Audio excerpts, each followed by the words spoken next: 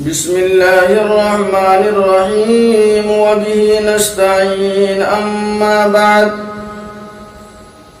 فأعوذ بالله من الشيطان الرجيم بسم الله الرحمن الرحيم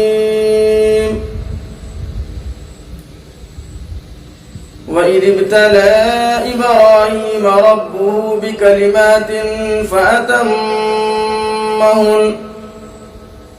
صدق الله مولانا العظيم. عن زيد بن أرقم رضي الله تعالى عنه قال أصحاب رسول الله صلى الله عليه وسلم يا رسول الله ما هي الأضاحي؟ قال سنة أبيكم إبراهيم عليه الصلاة والسلام أو كما قال عليه الصلاة والسلام.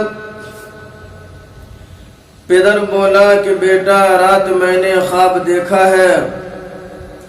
پدر بولا کہ بیٹا رات میں نے خواب دیکھا ہے. کتاب زندگی کا ایک نرالا باب دیکھا ہے. یہ دیکھا ہے کہ میں تجھے اپنے ہاتھوں سے ذبح کرتا ہوں, خدا کے حکم سے تیرے لہو سے ہاتھ بھرتا ہوں. معزز سامعین کرام, یہ قربانی دراصل حضرت ابراہیم علیہ السلام اور حضرت اسماعیل علیہ السلام کی یادگار ہے. یہ قربانی حضرت ابراہیم علیہ السلام کی سنت ہے. اللہ تبارک و تعالی نے حضرت ابراہیم علیہ السلام کو چند باتوں میں آزمایا, چند امتحانوں میں آزمایا. ابراہیم علیہ السلام نے اسے پورا کر دکھایا. وَإِذِ ابْتَلَى إِبْرَاهِيمَ رَبُّهُ بِكَلِمَاتٍ فَأَتَمَّهُنَّ. ابراہیم علیہ السلام کو اس کے رب نے آزمایا چند باتوں میں.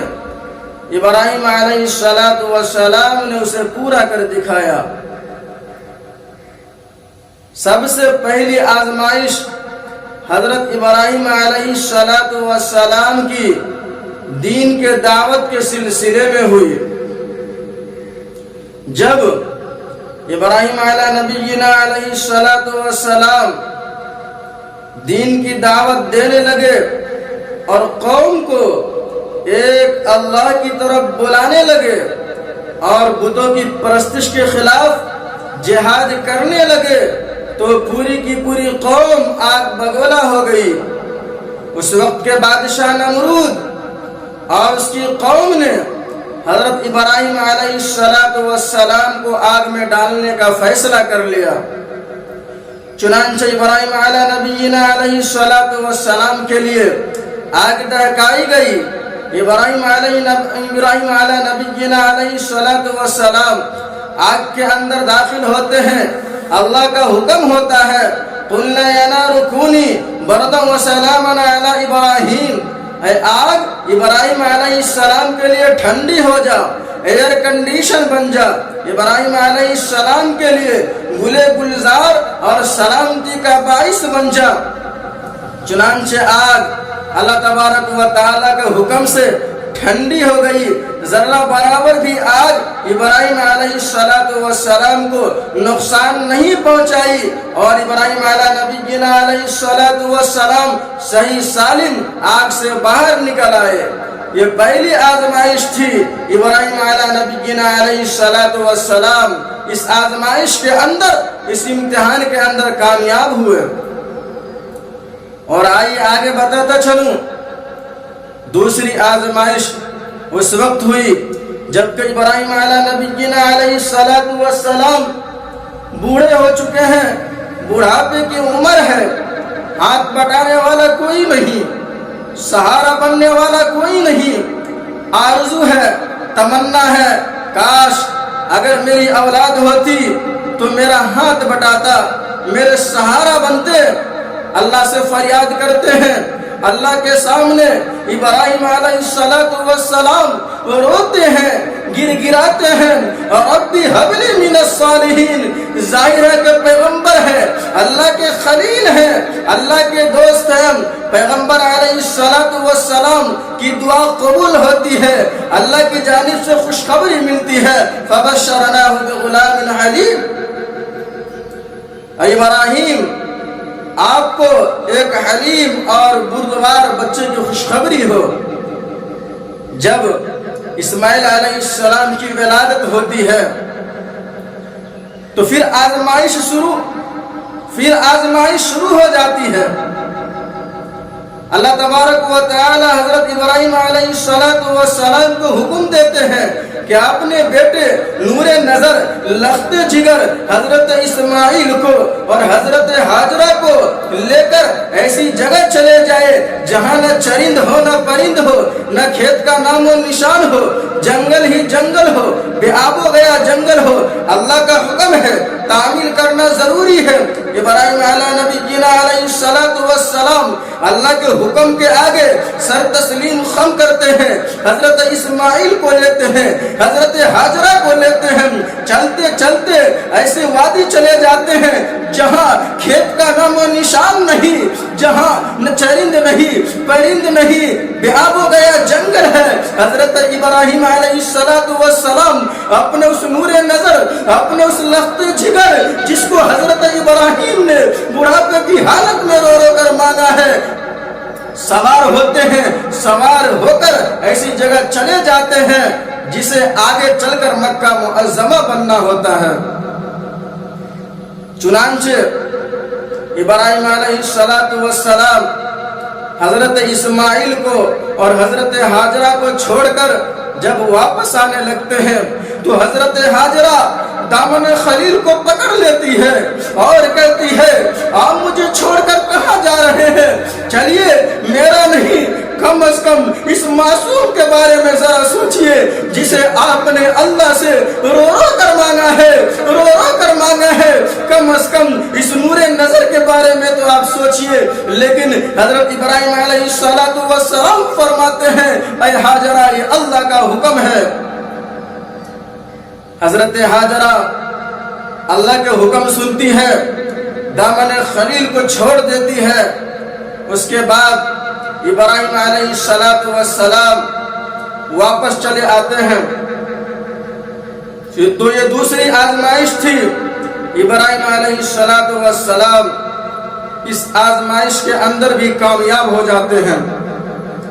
اس کے بعد ایک تیسری آزمائش ہوتی ہے، اور وہ یہ آزمائش ہوتی ہے، اور یہ اس وقت ہوتی ہے جبکہ وہ بچہ چلنے اور دوڑنے کو عمر کو پہنچ جاتے ہیں۔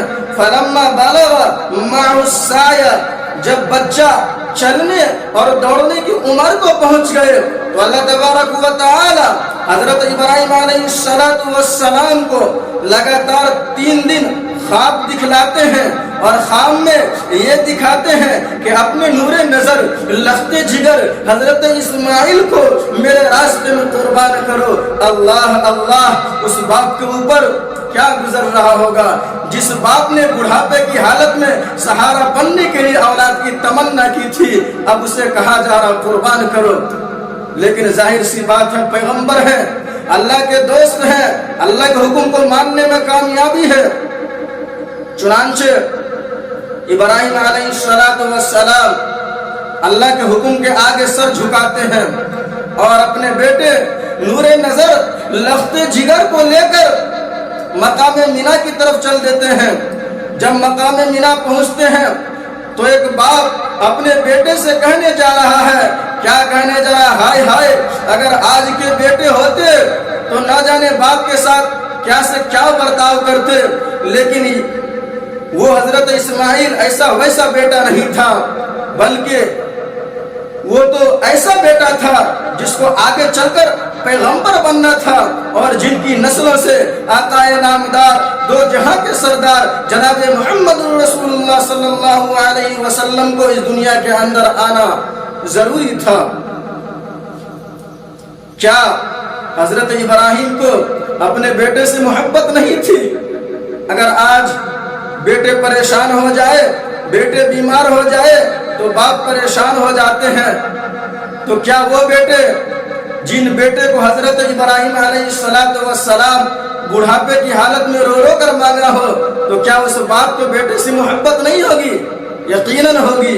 لیکن اللہ کا حکم ہے، اللہ کے حکم کو ماننے میں کامیابی ہے۔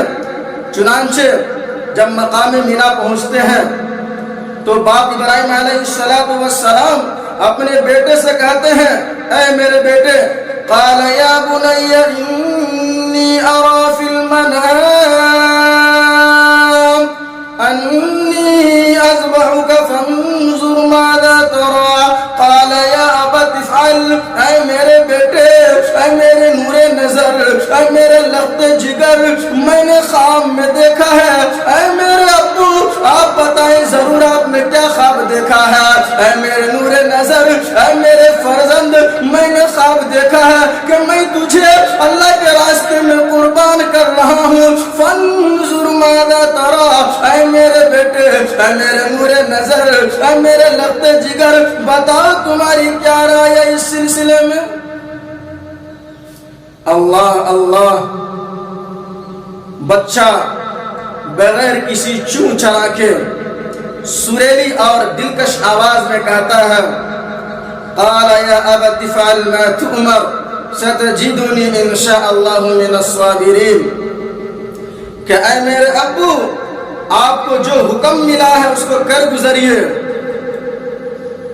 ان قریب انشاءاللہ آپ مجھے صبر کرنے والوں میں سے پائیں گے۔ اور ہاں میرے ابو، جب آپ مجھے قربان کرنے لگے تو آپ میری آنکھوں پر پٹی باندھ دینا، آپ اپنی آنکھوں پر پٹی باندھ لیجئے گا اور مجھے سیدھا نہیں بلکہ پیشانی کے بل لٹائیے گا، کہیں ایسا نہ ہو کہ میری محبت آپ کے دلوں کے اندر آ جائے اور آپ امتحان سے ناکام نہ ہو جائے۔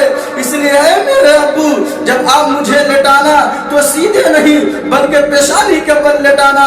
اللہ اللہ، فلما اسلم وتلہ للجبین، اجازت ملتی ہے باپ اپنے بیٹے، اپنے اس نور نظر لخت جگر کو، جس کو حضرت ابراہیم نے بڑھاپے کی حالت میں مارا ہے، آج اس بیٹے کو زمین کے اوپر پیشانی کا بل لٹا دیتا ہے۔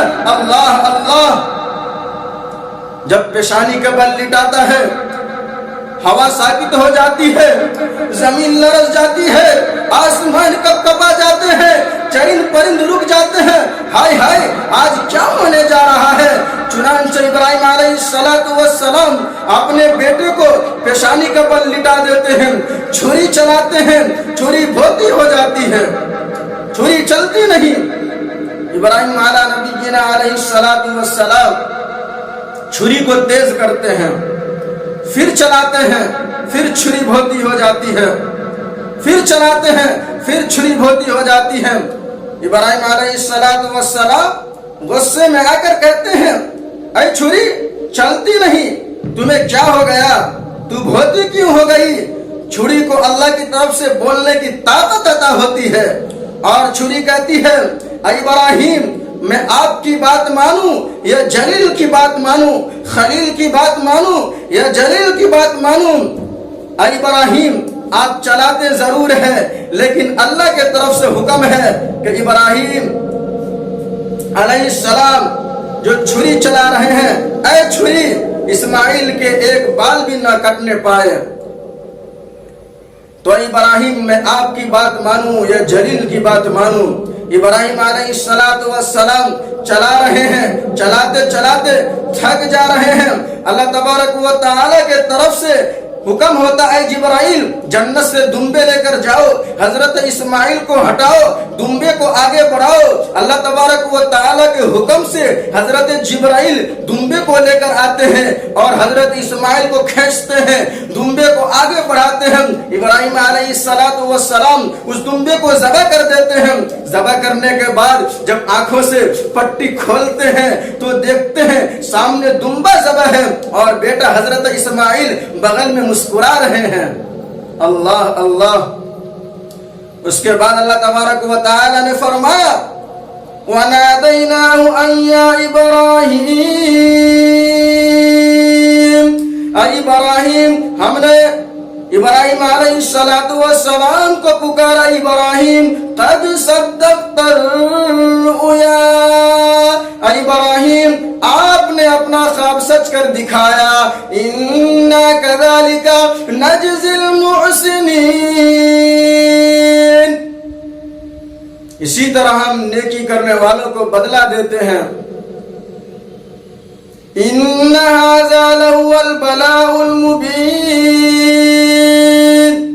اور ابراہیم علیہ السلام ایک بڑی آزمائش تھی جن کو آپ نے کر گزرا، اور ہم نے حضرت اسماعیل کو فدیناہ بذبح عظیم، ایک ذبح عظیم کے بدلہ ہم نے حضرت اسماعیل کو بچا لیا، چھوڑا لیا۔ چنانچہ ایک بڑی آزمائش تھی جس آزمائش کے اندر ابراہیم علیہ السلام کامیاب ہوئے اور کامیابی حاصل کیے۔